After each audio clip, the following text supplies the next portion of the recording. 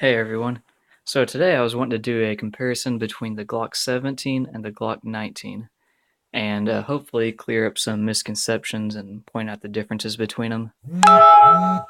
The biggest misconception that I always hear or always think, and what I thought myself until I actually had both of them side by side, is that the Glock 19 is just a 17 with a little bit of the grip cut off and a little bit of the slide and frame cut off over here. And that's not actually true, because they would feel pretty much the same in the hand if that was true. They actually do feel different.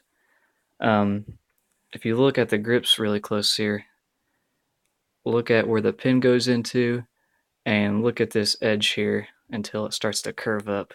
I mean, you got a good inch and a half, maybe 2 inches of kind of straight area right here. If you look at the 19, you've got maybe an inch or so, and then it starts to curve up. So really, this middle part is what's taken out of the 17, and that moves this hump upward on the 19. So they actually feel fairly different.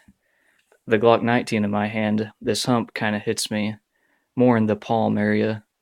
If I'm holding the 17, it's way down here and I really can't even feel it.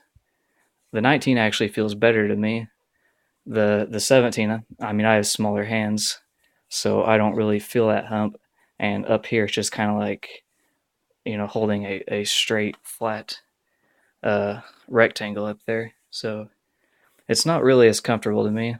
Another thing to look at is if you get them lined up here, if you look at where, you might have trouble seeing it here, but if you look at where the trigger guard meets the frame, or the handle, or the grip, sorry, look at where that meets, and then look at where the finger grooves are, and you'll see that the Glock 19s are actually kind of scrunched up. I'll give you a close-up of the 17 here. So look at this distance right here, and then look at that on the 19s. It's quite a bit shorter, and I had to stare at these for actually a while because they felt different in my hand, but I couldn't really figure out why. I thought it was just cut off here, but these finger grooves are actually, um, they're in a different spot, so they kind of hit your fingers in a different spot, and this hump hit your hand in a different spot. So those are the two main factors that make them feel different. Um, Another difference is it really doesn't matter practically, but these takedown levers here they're moved farther forward in the 17, and also on the 19 you've got the serrated trigger, and on the 17 it's smooth. I'm not really sure why they're different. The internals are all the same, so it's kind of strange, but that is a difference. Now, what I would recommend is that you pick them both up and get the one that feels best.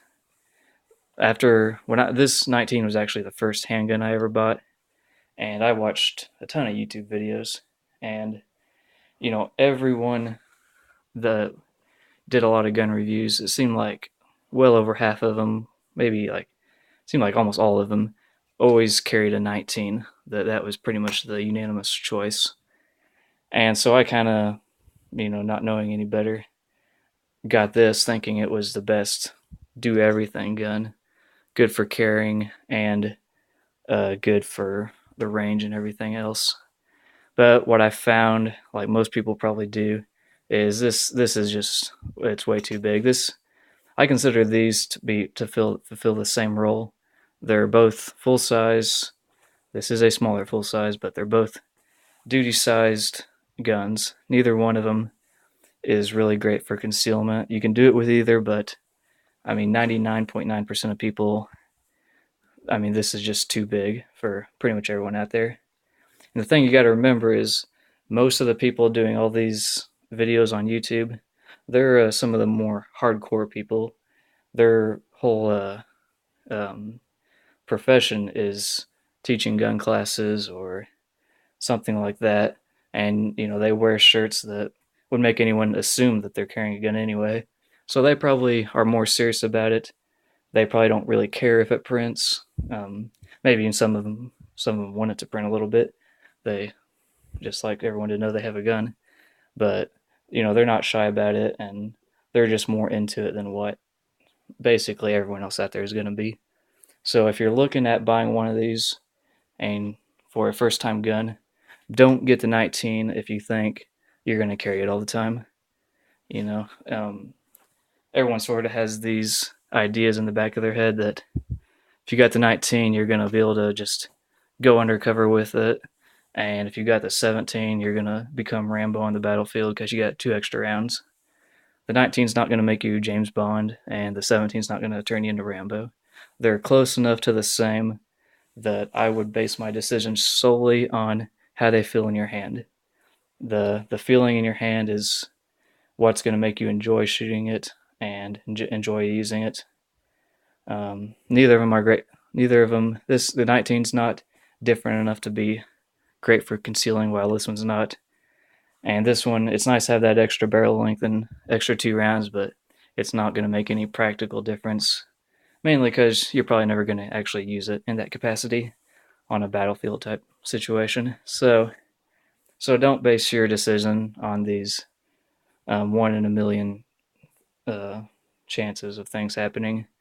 Base it on which one feels better to you and which one's funner to shoot. There's pretty much the exact same in every other way. It's the feeling of the grip and the trigger being serrated or smooth. I'm guessing you could probably switch that out on either of them. Otherwise, they're pretty much the exact same. So anyway, hopefully that helps. And if you're thinking between these two, just try to feel them both, and I'm sure one of them is going to feel better to you than the other one. And anyway, thanks for watching.